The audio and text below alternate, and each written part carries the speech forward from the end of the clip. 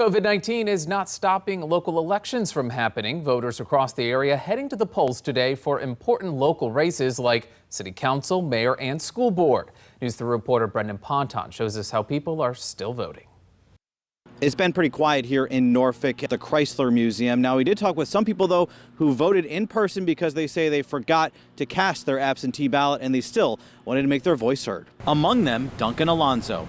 You gotta vote. It's pretty simple, honestly. That's one thing that everyone has the right to do. Wearing a mask, he was the only person voting at the time he was there. Inside, election workers are making sure things are wiped down and clean. They're wiping things down. Had to pick up my own folder, my own pen, and keep those with me so they're not recycling through anything. It's all one-use items. Important local elections are happening today all across Virginia.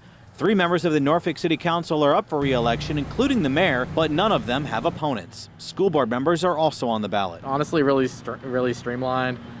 Felt pretty sanitary. In Chesapeake, things were a bit more busy with contested races for mayor, city council, and school board.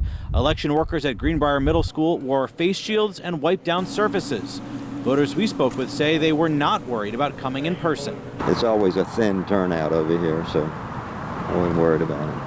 I think it's very important to come in person, to make myself visible and physically come out and vote. Governor Northam had proposed delaying these elections until November. When the General Assembly did not agree, he pushed them back 2 weeks. Many people have already voted absentee. Everything's got to go on. We can stay cooped up indoors, we can do all that, but there's still stuff that needs to be done. And if we let something impact our way to have a voice, then we lose the one thing that we really all have. In Norfolk, Brendan Ponton, News 3.